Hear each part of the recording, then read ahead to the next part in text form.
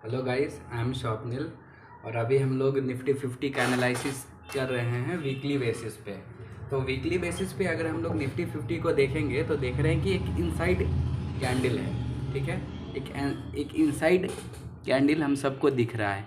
अब inside candle का feature हम लोग को पता है ना यार, कि जिस साइड भी जाता है सॉलिड निकलता है, ब्रेकआउट भी गजब का देता है और ब्रेकडाउन भी गजब का देता है। तो ये चूँकि एक वीक प्रीवियस वीक को अगर हम लोग एनालिसिस करें तो ये काफ़ी ज़्यादा स्लो मोमेंटम था, काफ़ी ज़्यादा साइडवेज था। और ऑप्शन सेलर्स के लिए तो फिर भी ठीक है यार, लेकिन बायर्स के लिए काफ़ी ज़्यादा हेक्टिक था।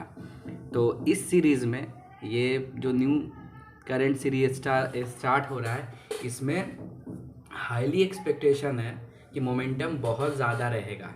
और एक साइकोलॉजी भी है हम लोग के दिमाग में, जैसे एक ह्यूमन का साइकोलॉजी रहता है, यार मार्केट नेगेटिव है नेगेटिव है नेगेटिव है। यार सारा नेगेटिविटी मेरे हिसाब से एब्जॉर्व हो चुका है। मेरे हिसाब से जितना सारा नेगेटिविटी आना था वो सारा आ चुका है। अब इसको ऊपर ही जाना है, अब इसको ऊपर ही जाना चाहिए मेरे हिसाब से। अब देखते हैं आगे। ये तो वीकली एनालिसिस है कि वीकली में एक इनसाइड कैंडल का फॉर्मेशन हुआ है जो आपके सामने ये रहा। ठीक है, और जो लोग न्यू हैं उन लोग को मैं बता दूं, इनसाइड कैंडल जिस साइड भी निकलता है ना, उस साइड में मोमेंटम ज़ोरदार आता है। ठीक है, तो यहाँ कॉशन में रहना। अगर आपको लगता है कि मार्केट नेगेटिव है तो प्रॉपर हेज के साथ रहना। और अगर आपको लगता है कि मार्केट ऊपर जाएगा तो हाँ, मतलब इसका वाइस वर्सा है। ठीक है ना, अगर आपको लगता है कि नीचे जाएगा तो भी हेज में रहना, और अगर आपको लगता है कि ऊपर जाएगा फिर भी आप हेज में रहना। ठीक है, नहीं तो ज़्यादा नुकसान हो जाएगा। और आगे तो प्राइस एक्शन ही बता देगा क्या होगा कल का।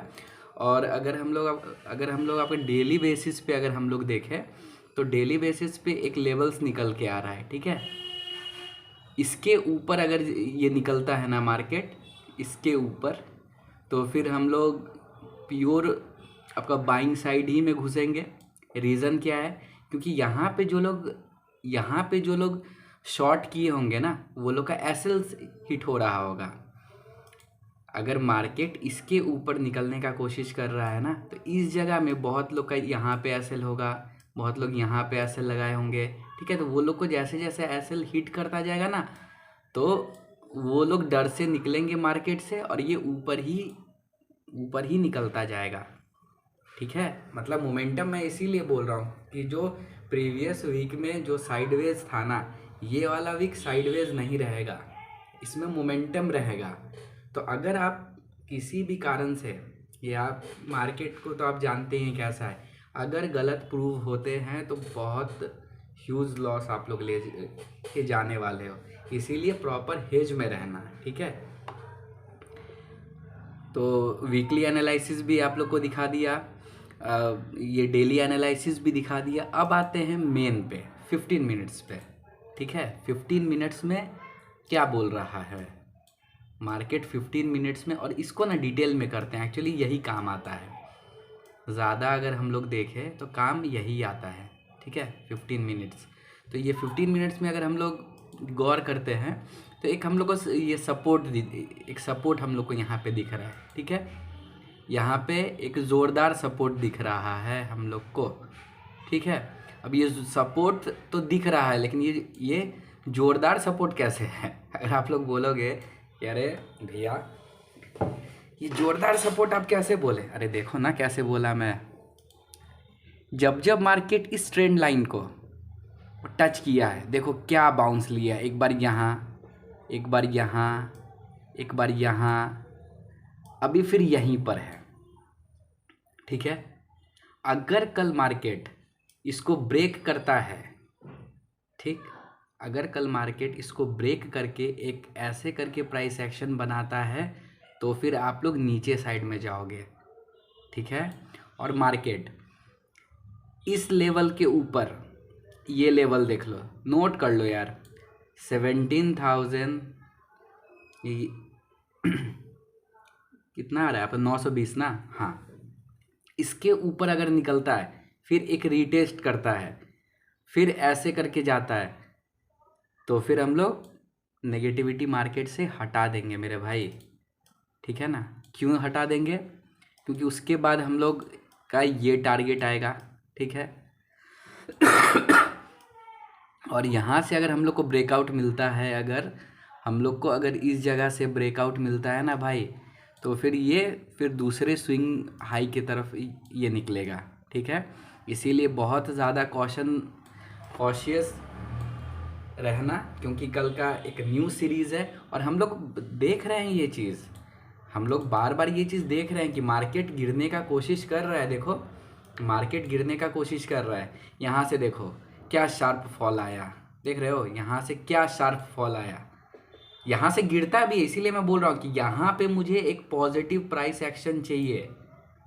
यहाँ पे हम लोग को पॉजिटिव प्राइस एक्शन चाहिए। अब यहाँ पे अगर आपका शूटिंग स्टार अगर मिलता है या हैंगिंग मैन यहाँ बनता है, ठीक है, 5 मिनट के कैंडल स्टिक 5 मिनट के टाइम फ्रेम पे अगर इस जगह पे हैंगिंग मैन बनता है या शूटिंग स्टार बनता है या कोई भी अब बियरिश अगर कुछ मिलता है, तो हम लोग यहाँ से शॉर्ट करेंगे अगर बनता है तो। क्यों? क्योंकि देख लो यार, पिछले बार भी यहाँ से सेल ऑफ गजब का आया था, देख रहे हो क्या गजब का सेल ऑफ आया था। लेकिन अगर यहाँ पे मार्केट होल्ड करता है 5 मिनट या 15 मिनट ज़्यादा यहाँ पे समय बिताता है, तो फिर यहाँ पे जितने लोग हैं ना नर्वस हो जाएंगे, और नर्वस होते ही ये इनका जो भी ये लोग मार्केट में हैं, ये लोग अपना एसेल्स ये लोग को लेना ही पड़ेगा, नहीं तो यार इतना लंबा नुकसान हो जाएगा ना। तो ये लोग आपका बेचना शुरू करेंगे, यहाँ पे बेचना शुरू करेंगे, मार्केट में पैनिक सिनेरियो क्रिएट होगा और मार्केट भाई भाग जाएगा ऊपर।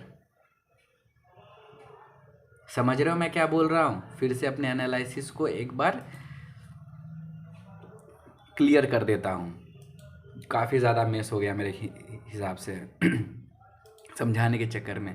देख लो ये जो ट्रेंड लाइन है ना, ये ट्रेंड लाइन इसको गौर से देख लो, या चाहे तो फोटो वोटो खींच के इसको रख लो। यहाँ पे गजब का सपोर्ट है, जितनी बार भी मार्केट इस लेवल पे आया है जितनी बार भी मार्केट इस लेवल पे आया है अच्छा खासा सपोर्ट लिया है। 1 बार 2 बार, ये 3 बार, ये 4 बार। इस ट्रेंड लाइन को मार्केट ब्रेक नहीं कर रहा है। हम लोग प्रीवियस एनालिसिस के हिसाब से बता रहे हैं, जो हम लोग अभी तक देखते हुए आए हैं, ठीक है ना।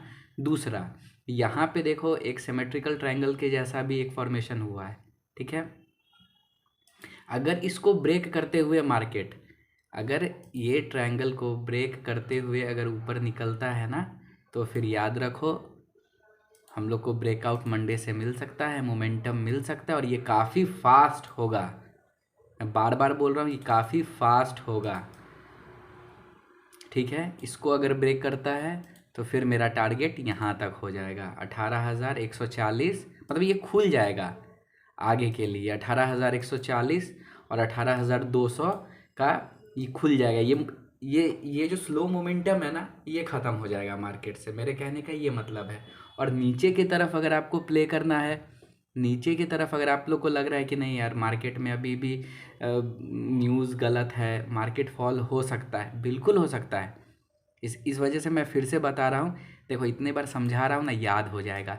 इस लेवल पे देखो यहीं से शॉर्ट होना शुरू हुआ है मार्केट, यहीं से गिरना शुरू हुआ है मार्केट, तो बिल्कुल हो सकता है। पर यहाँ पे एक या तो हैंगिंग मैन बने या फिर शूटिंग स्टार बने। मैं ये 2 कैंडल को काफ़ी ट्रेड करता हूँ, ये 2 कैंडल अगर बनता है ना तो मैं छोड़ता नहीं हूँ। तो अगर यहाँ पे ये दोनों बनता है तो ही मैं शॉर्ट जाऊँगा, ठीक है। वो भी एग्रेसिवली नहीं, एग्रेसिवली मैं शॉर्ट नहीं करने वाला। एग्रेसिवली शॉर्ट मैं निफ्टी को 17,850 के नीचे ही करूँगा। फिर से सुन लो आप लोग, 17,850 के नीचे मैं एग्रेसिवली शॉर्ट करूँगा निफ्टी को। लेकिन अगर मुझे 17,985 और ये सब जगह में अगर मुझे ये सब भी दिखे तो मैं सिर्फ 1 लॉट से जाऊंगा, 1 लॉट या 2 लॉट। लेकिन अगर यही 17,850 के नीचे हो तो मैं 4 लॉट 5 लॉट ऐसे करके जाऊंगा।